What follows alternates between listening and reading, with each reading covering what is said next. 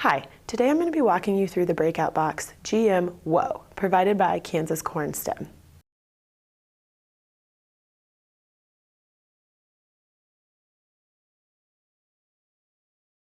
Hi, my name is Jessica Sadler and I'm a 6th grade science teacher and lead teacher for Kansas Corn STEM.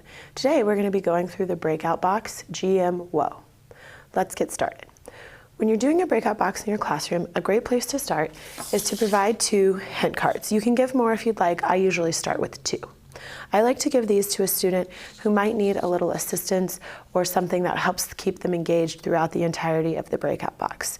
I'll provide each of them one of these cards, and then when it's time to use a hint, that student gets to collaborate with their classmates and then bring the card to me to receive the hint that they're asking for. It's a really nice way to give everybody a role and help them stay involved.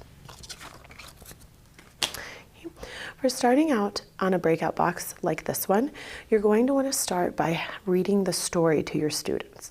At this time, when the story is over, that's whenever I would start the timer and have them begin. For GM Whoa, the story sounds like this.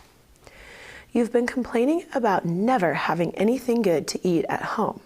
As a challenge, you've been sent to the grocery store to buy items to make dinner for your family.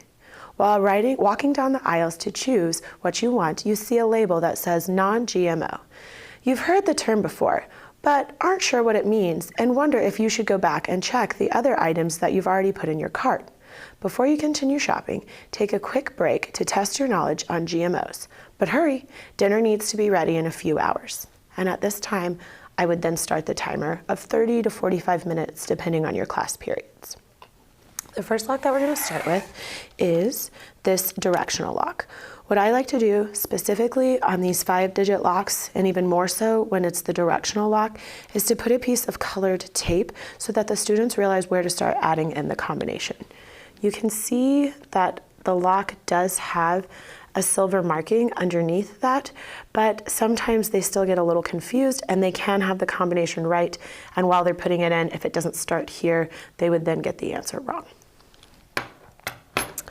To solve this lock, which is going to be on the hasp that's on the main box, they need to sort the difference between ancient and present crops. Okay, on here we've got old and new, can you tell, ABC order will help you as well. This would be what is considered their clue card. If you'd like to hide this somewhere in the room, you can, or you can leave everything kind of piled together, which will help. It's up to you. The ABC part would start with on an ancient side and the present side. Okay. And what would happen is you have an ancient variety and a present variety for how things would look. When these are all sorted in the correct order,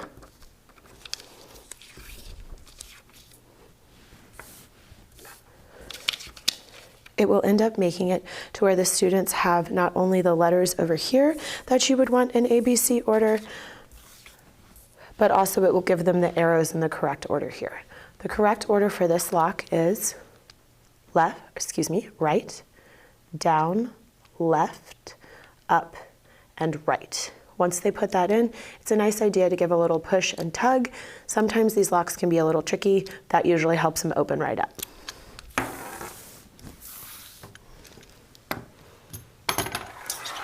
The next lock that we're going to talk about, some of your locks you also may notice are a lighter blue color. They're all the same locks, they behave the same way.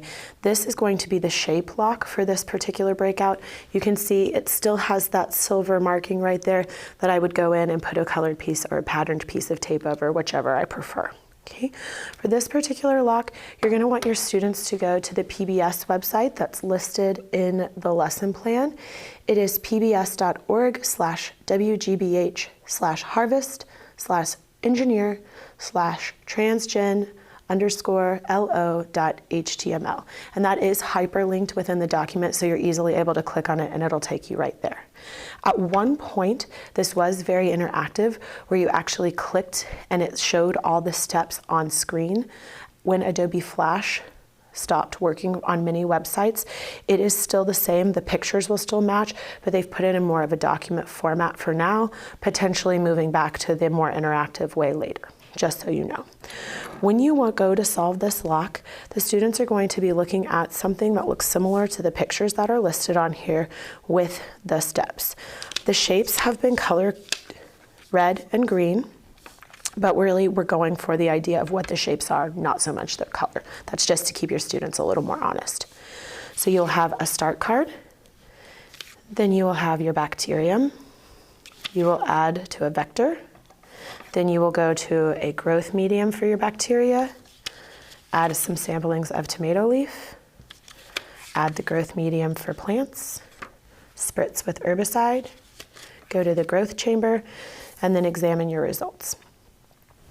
The code for this one should start out star, right arrow, diamond, circle, triangle. And you can see that we have star, right arrow, diamond, circle, triangle. The extra arrows, again, are to help throw them off, but you'll also notice that the ones that aren't a part of the combination are in green, while the ones that will unlock it are in red. That's more for you than it would be for your students. This lock, again, will also be on the hasp that is on the main box. The next clue that we're going to talk about will help identify common genetic traits. So when we look at this, your students will need this infographic. They will also want this recording sheet, just so they have something to mark their thinking on. This is going to solve our 3-digit lock. Something about this lock when they're entering the combination, you'll want to make sure to advise them to enter it in on the circled side, especially if it's their first time. For most students, it's natural to try to enter it in on the sides, and of course that's not going to work even if they have the right combination, so you might clue them into putting it in these circled areas. The way that this works is you are looking at the genetic trait that's right here listed in these columns, and I would start with non-browning. As I look at the infographic, it has the genetic traits listed under each item. So non-browning applies to apples, it applies to potatoes, no, no, no.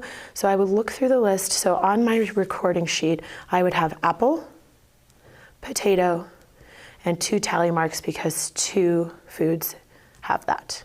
Then I would go to reduced bruising, onward, onward, onward, onward, until I have all of them listed here as well as the tally markings here. Then they will order it in and you will come up with a combination of 7, 4, 2. Just to help you visualize it a little bit, here's what the answer key would look like.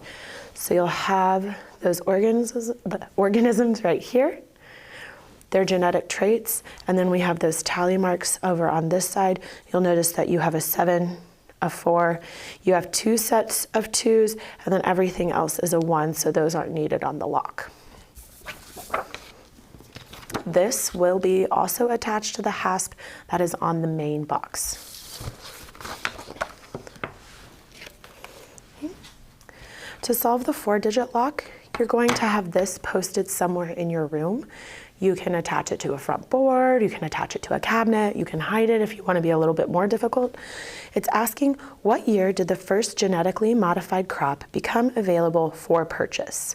What you're going to want to do for this is tape, attach, glue, whatever you'd like, the QR code to the back of this. They're cut to the same size, so that students might see this question and be looking for another clue. Eventually they do discover that they have to flip it over and there's that QR code. This can easily be scanned with a phone. It can be scanned with a tablet.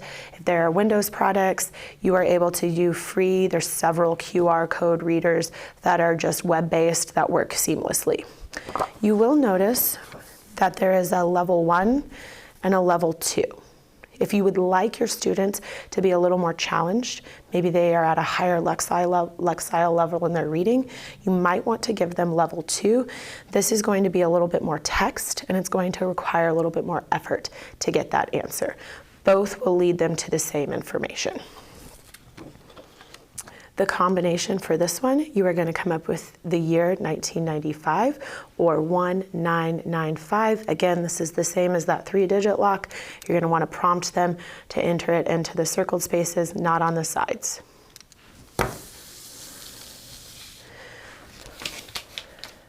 And then the last lock for this lesson would be our key lock. This lock can go in any place. Many teachers put it on the smaller breakout box version. It looks like this, or the smaller clue box. For this particular breakout, you don't need this box, so I have it to the side. You could use it if you'd like, but it's not required. Okay. On the key lock, what you would do is you would have just one key separated from the lock. You can have this attached to the main box through this same hasp. And somewhere within your room, you're going to take these book covers. So we have Perfecting Potatoes, Awesome Apples, and Creating Corn. These are the 3 most common organisms or foods that you can still get genetically modified that are in the US. Okay. What I might do is add these covers. They can be added to any book. They can be trimmed down. Then you might put them on a bookshelf. You might put them in a random spot. I would probably have them stacked kind of like so that it looks like the spines of whatever book it says on the cover. Within one of these, it doesn't matter which one, it's your teacher discretion, you will hide the key within that book. So that students might eventually notice, like, wait, this matches what we're talking about. They'll also potentially see the Kansas Corn STEM logo. So they'll go to the book, open it up, and ideally find the key in it. Something else I'd like to highlight about the book jackets is it also has the genetic traits for what is listed on the spine, which is kind of an additional way to test their knowledge.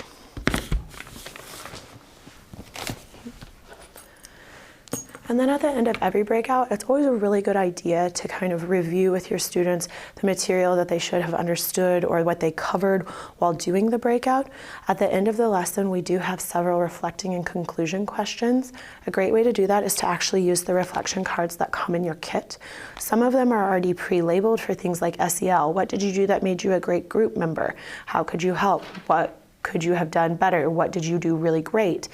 There are also ones where you as the facilitator could add some of those reflection and conclusion questions too and use it as an exit ticket or make your students turn it in as kind of a assessment on their learning. If you unfortunately don't have a physical breakout box in your classroom, all of our breakout box lessons are also available in a digital format at kansascornstem.com. That is the end of GMWO provided by Kansas Corn STEM.